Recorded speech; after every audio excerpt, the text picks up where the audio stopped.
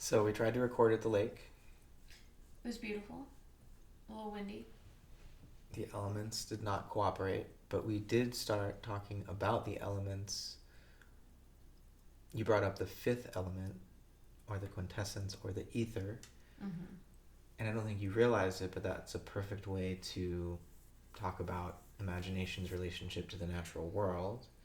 Because, at least as I understand it, the ether, whether we're talking about like Aristotle's ether, or we're talking about the ether of the electromagnetic theory, or Einstein's version of the new ether, the gravitational field, ether seems to have always been the way that natural philosophers or scientists talk about the imagination's connection to physics, to the physical processes of the universe. Mm-hmm. And so one of the things that I'm really interested in is how imagination, both imagination as an inward journey, like we talked about last time, but also imagination as a way of knowing the outside world, or if outside's too loaded a word, I think there's a lot we could say about outness, as Coleridge or Barfield would talk about it. But imagination somehow exists between, I think, nature and the soul. Right. I mean, that's what Coleridge is referring to when he says the primary imagination. Right. That it's the, what does he call it? The living power and prime agent of all human perception. Mm-hmm. And so from that perspective, it's our full perception of the world, outer or inner. Right. I realize when we talk about these things that we're kind of limited with the word imagination. It's like how in English we only have one word for love. And that does a disservice to what it is we're trying to talk about. And I think in that way, imagination is a kind of confusing term. What term should we use? I don't have a better one. Yeah. You know, I do think that Corbin's attempt to differentiate like the imaginal from the imaginary, the imaginal realm, or the mundus imaginalis, the world of the imagination, that gets a little closer, but it also, it's a kind of self-referential term where he calls the imaginal the object of imagining perception. So it... Yeah, it's recursive in a way. Yeah. Well, Coleridge came up with this term as in plastic power, which was his translation for a German word that Schelling coined, which was like in ein Bildung, I think. Einbildungskraft is... Einbildungskraft is imagination in German. Right.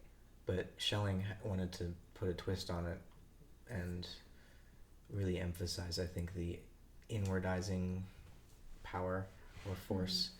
And Coleridge coined the English term as in plastic, which hasn't really stuck. But I know it immediately evokes what we now call plastic. Right. Which in itself is interesting to think about. Yeah, in the fossil fuel age. Yeah, but the idea is that it's flexible. Right. Right. It's the idea of plastic. Yeah, like I think it was Ralph Cudworth, a Cambridge Platonist, talked about plastic nature as creative nature. In other words, living nature, like productive, not just produced nature as an activity. Going back to that word, Einbildungskraft, it has Kraft at the end, which implies art. That's the direct translation of it. But as you can see how Kraft comes into English as craft, craft has the implication of action.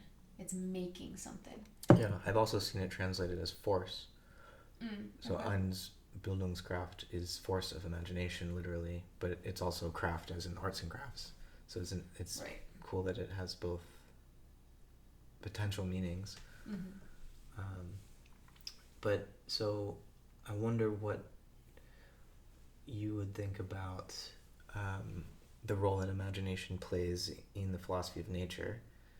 It's clear what role it plays in psychology, maybe, and in like psychology in a depth or in a deep Right. sense, Observing things from the inside, because we can have psychology like including ourselves from the inside. behaviorism Yeah. that only views us from the outside. Yeah. Well, I guess there's different stances. If we're always standing in the imagination, I mean, we kind of arrived at that last time. We're inside of imagination, and maybe there are. Well, what we've been talking about so far is there's these two different directions to look within yourself or out at the world, and there's also a third, which would be to look toward the divine, I guess, or maybe the divine is the whole process. But I'm wondering if there are parallels between what we learn from the inward journey and what we learn from the outward journey or the study of nature. Like, what are Will the? you tell me? Well, it's just something I'm curious about thinking about, because the history of science shows a changing relationship between the knowing mind and the universe that is known, and it seems to be that changing relationship is a transformation in imagination.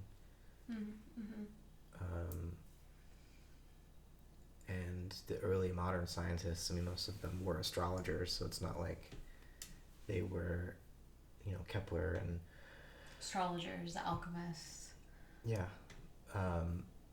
Copernicus, Kepler, even Newton, like they were, Especially Newton. yeah, they were all practitioners of the Hermetic arts, as much as they were inventing this new way of knowing based on precise measurement and mathematical formulation. Right. But And that's a big thing that, we talk about that very casually, that, of course, they were practitioners of the Hermetic arts and they were alchemists and astrologers, and their pursuit of scientific knowledge was a pursuit to understand the mind of God. And I think that while where we're coming from with our educational background and what we're drawn toward, that's kind of common knowledge. But I think for a lot of people, when they hear about the scientific revolution, that story, or we could even say that myth of the scientific revolution, is kind of rewritten.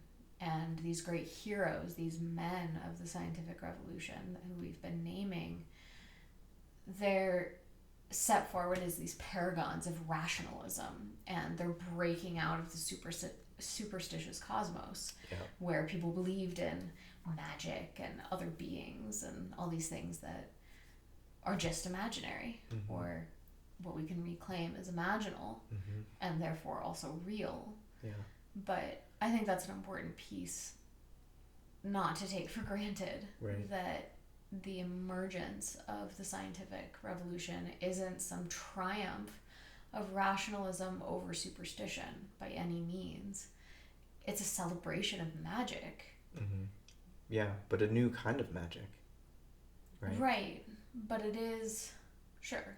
So there is some element of like rationality overcoming superstition, just in the sense that like Aristotelian categories that had been just the way you have to think if you were a European for thousands of years, all of a sudden now these new scientists like Galileo with their strange little tubes with lenses are saying like, no, Aristotle was wrong. And to say Aristotle was wrong to, a 17th century priest or church official it was like saying that God made a mistake, or God didn't make the world in 7 days. yeah. Yeah, I can't help but think, what is our equivalent of that now? So what is the great taboo to say right now that is the equivalent of saying, actually, Aristotle was wrong? Saying oh, actually astrology still works despite your scientific materialism. Right, saying materialism is wrong is heresy. Right. Heresy. It's like you're not allowed to say that. It is heresy. I mean, people lose. They lose their shit. They become. I was gonna say they lose their jobs. But... Well, but we have personally Right. encountered people who are like whatever doctors, scientists, materialists who, when they find out that we take astrology seriously, they freak out. Like they have this emotional reaction. Well, yeah. That is, it's not. They can't even be curious about like why we might take it seriously. It's just like, oh no, I'm amidst like crazy people, and you know, you're not fit to talk to me anymore or something. Yeah. Well, we both have that memory of that was about a decade ago now. Yeah. Anyways, we don't have to get into the details of that, but it's just it happens, and so there's a very emotional reaction, and you can see that materialism is a kind of possession state at this point. I mean, it always was, and I think initially, and science didn't start out as materialism, I think is the point we were making. Right. Initially, that the first scientists were fully enchanted. They thought they were participating in the mind of God, and that the sun was at the center was a revelation. They were like reading a secret in the book of nature that no one had noticed before, by claiming that the sun was really at the center. And you know, when you read, you know, we know Kepler's lines about discovering the mathematical harmonies to explain the orbits of the planets, that he literally felt like God was waiting for him to find it, and that he was praising God by doing his scientific work, you know. Right. And somehow that got lost, and in the mainstream story. In the myth of science, as you were describing it. Yeah. That's not generally taught to high school students when they're having their intro physics course. Yeah. And I mean, Giordano Bruno, who's such an important part of the origin story of science, he was burned at the stake because of his scientific beliefs, right? That's the story. When in reality, it was also his religious beliefs, way more so his religious beliefs, that he didn't think Christ, but it was also his political ideas. Because for him, the knowledge of the sun being at the center, that was just really being recognized by the intelligentsia in Europe at that time, he felt that was an apocalyptic revelation. Like that was going to change everything. And this is after like decades and decades of religious war in Europe, and the intellectuals were searching for some way of bridging the religious divides. There's, you know, this is what Descartes' whole project was about. Like, how can we come to know in a scientific way so that we can get over our disagreements? We all believe in the same God. God gave us this intellectual capacity and an ordered nature, and we can know it. And Bruno, like Descartes, like all the rest of these scientists, early scientists, thought they were bringing about a sort of revelation, and with that, a political revolution, where there was a new source of political power, which was knowledge. Right.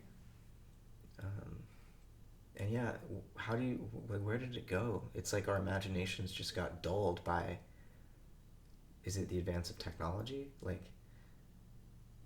in what sense?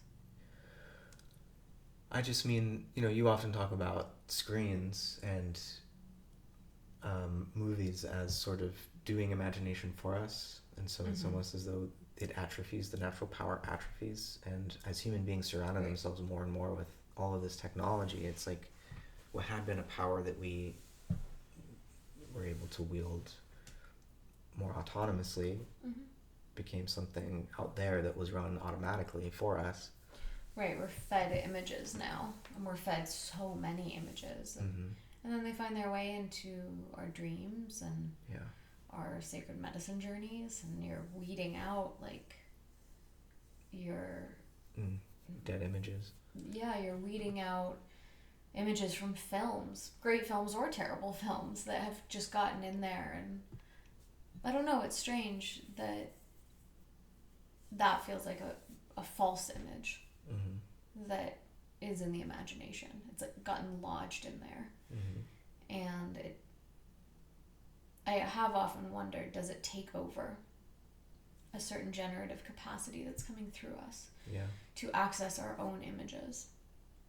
And I think that we see that really clearly in the reactions that people have to a book, a beloved story being made into a film.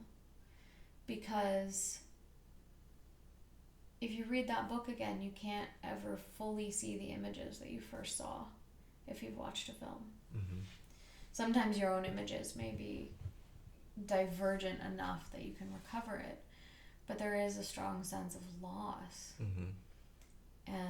And people get quite emotional about it. That's why we get so attached to who's making the film version of some book that we love, because it's going to be taken over by someone's concrete, specific images. Mm-hmm. And this is even why Tolkien felt that literature was so much better than painting or than drama, because with literature, you are taking something in that will make the images naturally arise. Whereas with drama, with a painting, the image comes at you fixed already.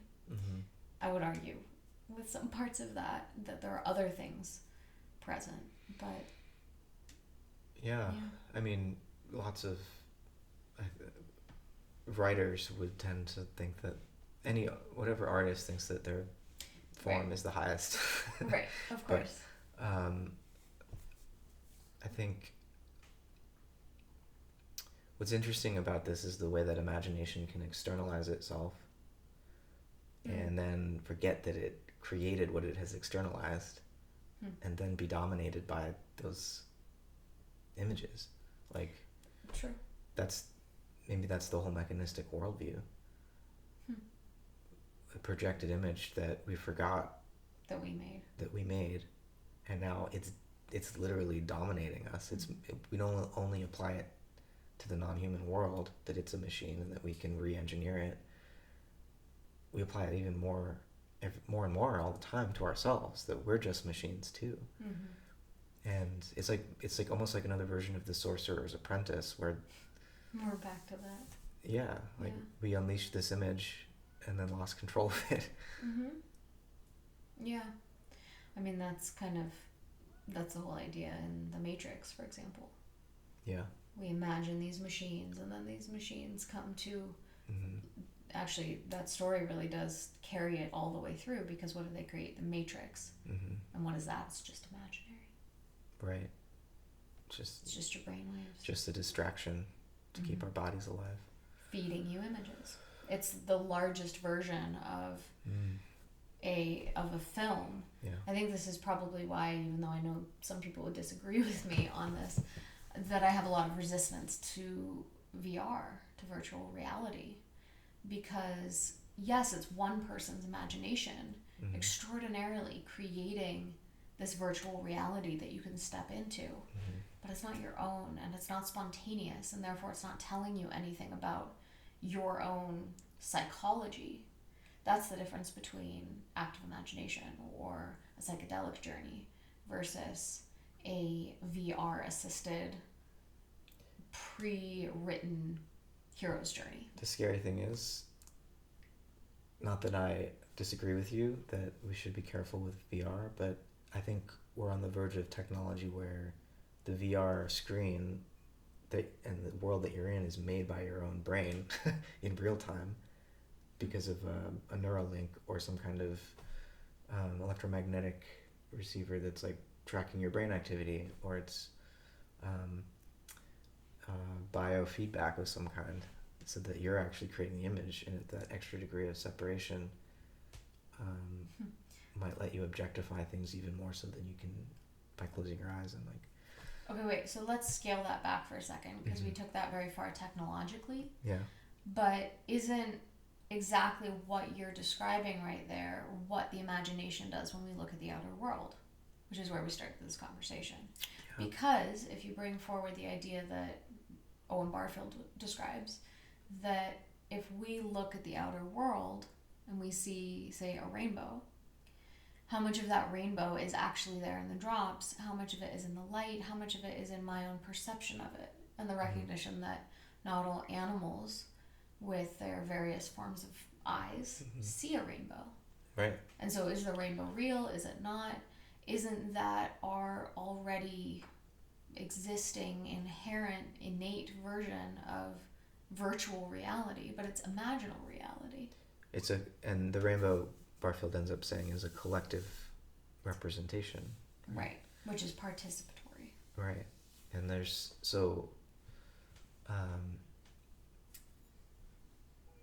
another kind of imagination we could talk about, not just the psychological or the natural, but the moral, which is to do with how we relate to each other, like how we form collective representations. The modern world formed a collective representation of what it called nature that it took to be real, like independently of human consciousness or any of us as individual minds. It's just nature is what's real, and somehow our minds are squirted out of it. It's just epiphenomenal, just some extra residue that doesn't have any role to play in making nature. Right. Nature's made, and we're just an excretion of some kind. And right there in that statement, nature is made, you reveal the hidden or the lost or the dead God who stands inherently behind the scientific worldview. Yeah. You cannot get to the scientific worldview without the God who made that world. Right. And even if you take away that hypothesis, I can't remember who it was that said, "Oh, I don't Laplace. need that." Laplace said, "I don't need that hypothesis, the hypothesis of God." Right. But you couldn't get to the place of saying, "I don't need that hypothesis" without that. There's a displacement that happens. It's funny how you can almost see it in real time between God and the scientific mind. Right, because the whole purpose is to understand the mind of God. But then if you understand it, then you think it's your mind. And that makes me think of something that Jung says in a different context in the Red Book, where he's talking about visionary experience or prophetic experience, and he says just because you see something significant doesn't mean that you are significant. And isn't that kind of the same thing, that just because you can perceive the mind of God does not mean you now possess the mind of God? Yeah, that's where moral imagination comes in again. Because we all have visions, inner visions and outer visions, and then we want to share them. Right. But the challenging thing is that we're not here alone. And people stand in different places and look in different directions and see different things. And culturally, we need to make sense of it all together, and that's how culture has always been made. And how symbol and language have evolved is collectively, like, just like you were saying, the mind of God doesn't belong to you or me, like neither does the language we use to make sense of it. Yeah. And so language seems to have an archetypal ground. I once had the very long drawn out thought that consciousness, pure consciousness, had to invent all of existence, all of history, to get to the point of language and the written word so that it could remember its experience. Right. Yeah. I mean, the whole romantic conception of nature as like slumbering spirit and spirit as awakened nature, I think beautifully captures this sort of harmony that we would want between mind and nature through the imagination, or between psyche and cosmos, if you want. It's actually a really interesting metaphor, because the assumption with slumbering nature is, it seems to carry a connotation of observing the sleeper from the outside. No, we are nature. which is what we Yeah. do. Yeah. But the sleeper, who you're viewing from the outside, is dreaming. And so they're having an interior experience Mm-hmm. that consists only of images. Mm-hmm. And Yeah. therefore there's an interiority there that isn't present when you see the sleeper. You don't know what they're dreaming about, and maybe we make those same assumptions about nature. Mm-hmm. Oh, you're asleep, you're not having an interior experience. Mm. And yet that's very much not the case. Yeah, that's such an important point, I think, that speaks to the mechanization of the universe. Right. We think we're outside imagining a sleeping nature, Mm-hmm. Who's having all kinds of dreams. including us. Right, that's the idea. And suddenly we get to that inversion again. Mm-hmm. Yeah. Where if nature is dreaming us, and what if that's what consciousness is? Mm-hmm. Is nature dreaming? Yeah. I like that spin. But my machine's gonna fill up, so Okay. we should wrap it up there Sounds good. in a nice bow. I think we did bring it right back to the beginning.